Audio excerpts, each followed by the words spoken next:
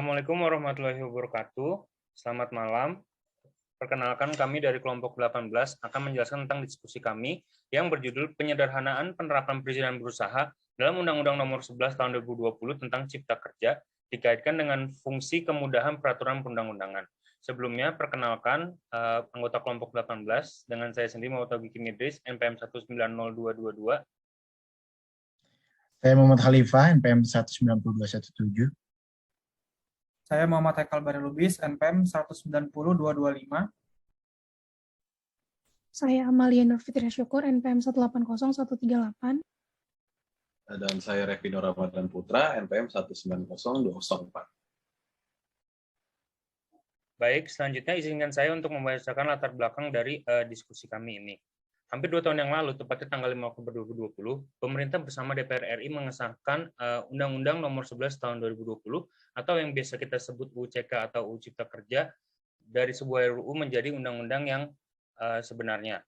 Meskipun menuai berbagai kecaman dan protes di mana-mana, namun pemerintah akhirnya pada 2 November 2020 menandatangani dan meresmikan RUU tersebut menjadi UU CK. UU CK sendiri dibentuk dalam usaha untuk memudahkan kemudahan berusaha dan untuk meningkatkan skor Ease of Doing Business Indonesia, yang mana Indonesia pada tahun 2020 berada dalam peringkat 6 ASEAN di bawah negara-negara tetangga seperti Singapura, Malaysia, bahkan Vietnam. Dalam UU CK, kemudahan berusaha termuat dalam pasal 7-11, bagian kedua penerapan perizinan berusaha berbasis resiko, bab 3 tentang penyederhanaan perizinan berusaha menjadi perizinan berbasis resiko. Dengan ini, yang semula menjadi dari izin berubah menjadi berbasis resiko yang mengakibatkan adanya perbedaan dari masing-masing perizinan. Oke, selanjutnya materinya akan disampaikan oleh rekan saya, Khalifah. Untuk Khalifah, waktu dan tempat dipersilakan. Baik, terima kasih Augie. Seperti yang kita ketahui, dalam pengesahannya UCK menimbulkan berbagai macam masalah dan perdebatan. Bukan saja persoalan metode yang digunakan dalam penyusunannya, tapi juga dari isi undang-undang tersebut, yang mana pengaturan perizinan berusaha yang cukup banyak diubah adalah salah satu contohnya. Permasalahan pertama yang dapat muncul adalah terkait penggunaan NIB sebagai instrumen perizinan berusaha. Dalam peraturan terbaru ini, NIB diartikan sebagai identitas berusaha yang dimiliki oleh pelaku usaha. Berbeda dengan NIB yang sebelumnya digunakan oleh pelaku usaha untuk mendapatkan izin usaha dan izin komersial atau operasional. Hal tersebut tidak sesuai dengan konsep perizinan yang sudah ada sebelumnya, yang pada hakikatnya pemberian izin adalah pelaksanaan fungsi pengawasan, yang pemberiannya membutuhkan pertimbangan mengenai dampak yang akan ditimbulkan dari pemberian izin tersebut. Artinya pemberian izin membutuhkan dukungan keahlian dari aparatur yang memiliki keahlian dan kewenangan. Permasalahan kedua adalah materi dalam UCK rasanya tidak cukup rinci dan tidak dilengkapi dengan penjelasan yang mendetail.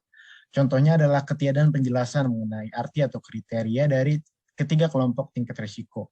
Keadaan dipersulit dengan banyaknya jenis kegiatan dan atau usaha yang terdampak, yang setidak-tidaknya terdapat 15 sektor. Dalam UCK hanya memuat aturan dasar tentang perizinan berusaha. Maksudnya tidak spesifik untuk setiap jenis-jenis kegiatan dan atau usaha. Oleh karena hal tersebutlah muncul pertanyaan, apakah penyederhanaan perizinan berusaha dalam UCK masih dapat mencerminkan fungsi kemudahan di dalamnya? Mungkin sekian dari saya kembalikan ke Augie. Terima kasih. Baik, terima kasih Khalifah. Untuk selanjutnya akan disampaikan oleh Haikal dan Amalia. Untuk waktu dan tempat dipersilakan. Baik, terima kasih Augie atas kesempatannya. Jadi pada analisis yang pertama ini saya akan membahas terkait dengan makna fungsi kemudahan. Jadi makna dari fungsi kemudahan peraturan perundang-undangan itu dapat diartikan bahwa peraturan perundang-undangan tersebut dapat digunakan sebagai sarana atau fasilitas untuk mengatur berbagai kemudahan dalam suatu kegiatan tertentu.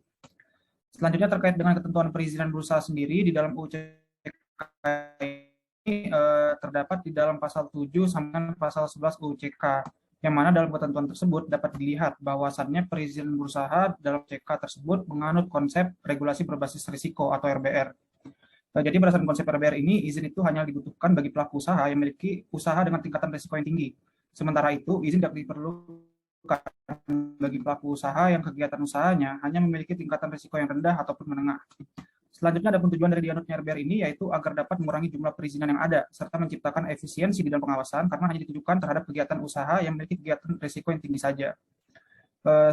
Selanjutnya, dari tujuan tersebut dapat dilihat bahwasannya ketentuan UCK ini telah sesuai dengan fungsi kemudahan dari suatu peraturan perundang-undangan, yang mana hal tersebut digambarkan dari penyederhanaan proses perizinan berusaha bagi pelaku usaha. Namun demikian, terdapat beberapa kritik terkait permasalahan dari diberlakukannya konsep RBR ini. Yang pertama adalah mengenai format omnibus yang dinilai bisa melanjutkan penilaian risiko. Dalam hal ini, makna dari risiko pada RBR artinya adalah risiko bagi regulator dalam mencapai tujuannya. Sehingga berdasarkan hal tersebut, langkah yang paling utama di dalam pemberlakuan konsep RBR ini adalah terkait dengan pengidentifikasian tujuan dari regulasi tersebut. Jika tidak terdapat kejelasan terkait dengan tujuan dari regulasi tersebut, maka hal ini akan dapat mempengaruhi identifikasi risiko itu sendiri, yang mana dalam hal ini tidak mungkin dilakukan tanpa adanya tujuan dari regulasi tersebut. Hal tersebut dikarenakan identifikasi risiko ini adalah turunan dari tujuan regulasi itu sendiri. Untuk pembahasan selanjutnya akan dilanjutkan oleh rekan saya, Kak Amalia, dipersilakan. Ya, baik, melanjutkan pemaparan sebelumnya, kritik yang kedua ini mengenai resiko volatilitas dan sistematik yang dirasa belum secara matang dan secara mendetail dalam Undang-Undang Cipta Kerja. Dalam hal ini yang dimaksud dengan resiko volatilitas adalah tingkat risiko yang dapat berubah-ubah. Sementara itu yang dimaksud dengan resiko sistemik adalah resiko yang dilihat dari kuantitas orang yang berusaha, di mana resiko akan cenderung kecil jika dilihat berdasarkan perorangan atau per individu, namun resiko akan cenderung lebih besar jika dilakukan oleh banyak orang. Terkait kedua resiko ini, dalam Undang-Undang Cipta Kerja tidaklah diatur secara mendetail. Pada dasarnya, pemerintah sudah menerbitkan Peraturan Pemerintah Nomor 5 Tahun 2021 sebagai Peraturan Pelaksana Perizinan Berusaha Undang-Undang Cipta Kerja. Kejelasan terkait perizinan berusaha dalam Undang-Undang Cipta Kerja juga belum mumpuni dalam PP 5 tahun 2021, sebab dalam ketentuan peralihannya hanya disebutkan bahwa PP 5 tahun 2021 ini hanya menghapuskan PP 24 tahun 2018 dan ketentuan dalam PP 5 tahun 2021 berlaku efektif sejak 4 bulan setelah diundangkannya. Di antara ketentuan peralihan tersebut tidak ada ketentuan yang mengatur mengenai keberlakuan perizinan berusaha yang sebelumnya sudah berlaku atau perizinan yang dikeluarkan pada masa peralihan itu. Dan apabila melihat pada kedudukan NIB yang berubah, maka tidak adanya pengaturan ini memberikan ketidakpastian terhadap NIB yang diterbitkan oleh lembaga OSS pada masa peralihan tersebut. Oleh karena itu, dalam hal ini alih-alih memberikan kemudahan, ketidakrincian ketentuan dalam Undang-Undang Cipta Kerja ini banyak menimbulkan kerancuan dan membingungkan praktik di lapangan, dan belum secara maksimal memberikan kemudahan bagi penyelenggaraan perizinan berusaha bagi penyelenggara dan pelaku usaha.